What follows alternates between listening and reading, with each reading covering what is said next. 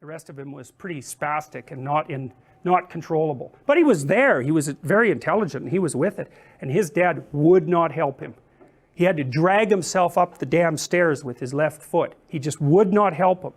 And what happened was, he learned how to live. You know, he could function. And the movie does, the book, which is called My Left Foot, and the movie does a lovely job of laying that out. But you have to be one hard-hearted son of a bitch to let your son crawl up the stairs with his left foot over and over. You think about that. But what's the alternative? You know, if he would have been, and of course he lays this out in the book, if he would have been catered to, he would have ended up just like you'd expect someone who was always catered to. So it's a very nice lesson in the triumph of fostering independence over too casual compassion. That's what I would say. Well, so you look at the coachman here, kind of looks like a demented Santa Claus, you know. He doesn't have a beard, but it's a nice touch on the animator's part. He's even got the pipe and the red suit. And so he's listening to the fox and the cat brag about how much money they made selling Pinocchio to the puppet master and how evil and terrible they are, and they're bragging away, and he's the real thing, hey? He's the real thing. And he can see through their little petty, narcissistic, grandiose tales of quasi-criminality and has nothing but contempt for it. And you can see that in his facial expressions, like he's sitting back a bit thinking, keep talking, bucko, pretty soon I'm going to have you right where I want you.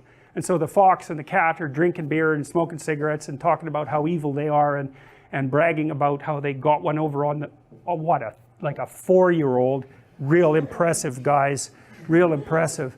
And the coachman is thinking up his own nefarious schemes right now for what he might do with that puppet if he got his hands on him. And so that's when he reveals himself, right? So what you see, filmmakers just do it for a second, and that's an archetypal trip. It's like, you've got the fox and the cat, they're sort of petty examples of criminality and evil. And then you've got the coachman, and he's the real thing, but he's not really shown anybody who he is. And then at one scene in the bar, he lets his guard down and he lets them see what he's really like. And so you see this all teeth and predatory eyes and glee all at the same time, right? That's a bad combination. I'm going to eat you, and it's going to make me very happy. That's insanity. You do not want to see that look on someone's face. And so that's the look. And the fox is traumatized by that. He just, like, he thinks he's a bad guy. And he's not. He just can't be a good guy. He hasn't got the talent to be a bad guy. So, and then he's talking to the coachman and bragging, and the coachman's had enough of it and shows his real face. And it's like, that's not good. The fox gets a real glimpse into hell, and that just terrifies him. Like he's, and then the coachman, the other thing the coachman does is reveal his plans. And his plans are to kidnap Pinocchio along with a bunch of other boys and to take them to this place called Pleasure Island. And the fox knows what's going on there. And so it's the foreshadowing of the next stage of the adventure.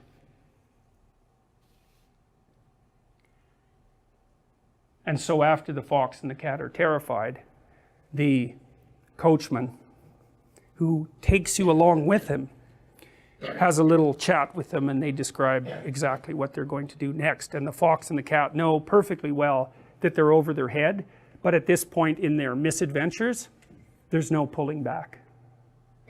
And I think we'll stop there, even though it's a little early, because that was a lot of material, and this is a really good place to stop. And so I'd be happy to take some questions if you guys have some questions. We could take questions for like 10 minutes and then we'll call it a day. So, and you can ask me a question about anything you want. This goes back a bit to the beginning of the lecture, but how does morality go from who's stronger and who's weaker to what's good and what isn't? Well, I think it depends to some degree on what you mean by stronger. So physical strength is one element, and like if you look at mythological heroes, imagine that the stories of heroes are fragmented elements of the archetype. And so one kind of archetypal hero obviously is someone who's physically strong. You know, you see that, there's a great movie that you could watch about this. It's called Hitman Hart. It's one of the best documentaries I've ever seen, and it's about this guy named Bret Hart. And Bret Hart was for a while the most famous Canadian on the planet. And he was a Worldwide Wrestling Foundation, I think, what did they call that, WWF? Yeah, he was their like lead good guy. And so and wrestling, I loved the documentary because when I was a little kid, like 4 or 5, I used to watch his father, whose name was Stu Hart, who ran this channel, this wrestling confederation in Alberta. And Stu Hart had, I think, 8 boys, and he trained all of them to be pro wrestlers. And part of the movie is extraordinarily funny because Stu Hart is in it, and he's really old. He's like 85, and he's just barely, can you imagine? He was like a pro wrestler for 40 years. Like every joint is broken. And he's still big, but he's just barely moving. And this kid and another kid come over, and Stu is telling the story about how he used to take his boys into the basement and toughen them up. And I think Brett called that the journey to pain or something like that. His father would take all these kids down there and wrestle with them and push them right to the edge of their pain tolerance constantly. And anyways, they grew up tough. There's no doubt about that. And all his daughters married pro wrestlers too, and I think he had 7 daughters. So he's quite the character. Anyways, these 2 kids, they're late adolescence, early adulthood, come over, and one of them's pretty damn cocky. And he's listening to Stu, and he says something smart like, well, you know, you were pretty tough with the old days, hey? And Stu looks at him and says, well, why don't you come down to the basement with me? And he says, well, look, I don't want to hurt you, old man. And so the filmmakers follow them into the basement, eh? And like they're kind of standing there, and the old guy grabs him in a headlock and takes him like, he's like a snake, eh? He's got him in a headlock like so fast, and the kid doesn't know what to do. And then, so Stu, like, who knows how to put a headlock on someone, he's like flexing his forearm, yeah, which is like still not so bad, a forearm. And he's got, this guy's face is just, he's like he's stepped in a bear trap, plus he's absolutely shocked that this old guy got him. And so he's kind of gasping. And Stu says something like, you watch, if I flex this muscle just right, you can see this vein on his forehead start to pop out. It's extraordinarily funny. Anyways, Bret Hart plays out the good guy archetype. And Bret's, like, he's a solid guy, but I would say he's not particularly sophisticated, and I'm not being cruel about that. I mean, he had a great career, and he's tough as a boot, and so good for him. But he plays out this good guy archetype, and he gets tangled up in it. And now, I don't remember your damn question, but I am trying to answer it. Tell me the question again. So I was wondering how, in reality, you go from who's strongest and who's weakest to what's good and what isn't. Oh yes, okay, exactly. Well, so one of the things I really liked about this movie was it showed me why people watched wrestling, and I couldn't because certainly they're not appealing, and I'm not being, there are different strata of conception of abstraction that any entertainment process has to appeal to. And you know, most people don't go to movies. And that's actually because, it really is because movies operate at a level of sophistication that is too high for many people. Just like novels. I mean, hardly anyone reads, you know, and if you, about 15% of the population, might be 20%, cannot read well enough to follow written instructions. And so, and people who are, maybe it's 15% of the population or 10%, have never finished a book, never. And so, and it is that high. But you still, the archetype still needs to manifest itself at different levels, and so it manifests itself in wrestling. But even there, where it is physical force, it's not just physical force. Like, it's a drama between good and evil. And you can see this so clearly in the Bret Hart documentary, because he's the good guy, and you know, the bad guys are really over the top bad. It's a real drama. It's like, it's good versus evil in the ring every time. And hopefully good wins, but good often gets, you know, maybe the bad wrestler brings 2 of his friends in, and they bring in chairs and they bash the hell out of the good guy, and the whole audience is just outraged by this. And the documentary does a lovely job of showing that. But so even at the level of physical combat, let's say, you can't reduce what's good to what's strong. It's just one element of it. Better to be strong than to be weak. And so you can have a strong hero because it's better to be strong than to be weak. But it's better to be strong and kind than to be strong. And it's better to be strong and kind and wise than to be strong and kind.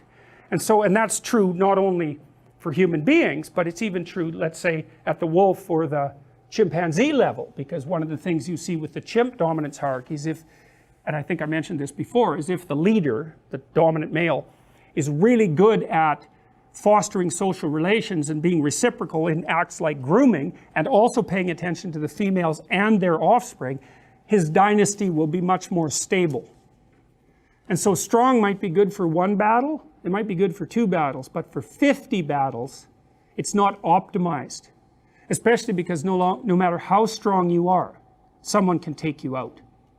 So what happens is, the idea of what's ideal becomes increasingly complex across time, multifaceted, right? And so strength, wisdom, intelligence, vision, all these things are amalgamated into a single being. And we'll talk a lot about that, because I want to show you how that happened in Mesopotamia, because that's one of the first places where we have documentation about how that ideal emerged. They have a god called Marduk, and Marduk had 50 names. And as far as I can tell, the reason for that was that Marduk was an amalgam of the tribal deities of at least 50 tribes. And when the tribes were brought together and civilized, each of their gods who were ideals had to be amalgamated into something that was a single dramatized representation of value, or there was no way that all those people could have lived together, right? Their different value structures would have fragmented them, and they would have stayed in a state of war. And so the question is, it's the question you're asking. If it's not strength, then what is it? Well, strength is an element, but the Egyptians figured out that it was vision. It was actually the capacity to pay attention. That was paramount. And the Mesopotamians had that figured out more or less too, because their god Marduk had eyes all the way around his head. He could see everywhere. So seeing was a critical element of what should be on top. And the other thing for the Mesopotamians was the ability to speak. So by the time of Mesopotamia, people had already dramatized the idea that cardinal human attributes are vision and the ability to speak. So, and that be the ability to speak the truth too, not just speak. So, other questions? So, I mean, I wasn't really aware of what you just sort of said, that most people don't watch movies, because I've probably watched so many movies and just think it's commonplace. So is that why we sort of consider, because we were talking celebrity earlier, that different levels of abstraction of celebrity are respected more, like reality TV probably lower than, you know, a Sure. Cumberbatch, than a theater actor, than like a novelist, and like... Yes, that's exactly why. Because you see, the less sophisticated the genre, the more the genre is like real life. And the more sophisticated it is, the more it has abstracted out across instances of real life the fundamental lessons. And that's what makes something profound and deep. It's abstracted from multiple sources, and it applies across multiple dimensions. Because that's what you want. It's like, and here's why, fundamentally. It's like, you have a problem, but that's not the problem. The problem is that there are problems. So the problem is a meta problem. There are problems. You need a solution to that. That's not a solution to a problem. That's a meta solution to the class of problems. Right, right, and that's what people have been trying to figure out ever since we were able to actually figure things out. It's not how do you solve a problem. It's how do you act so that you solve the problem of problems. And that's basically, at least, the complexity of life and the fact that you're mortal and vulnerable. So then a follow-up question. From your book, you have this sort of strata from play all the way up to religion, and beyond that, sort of looking back retroactively with philosophy and rationality. Yes.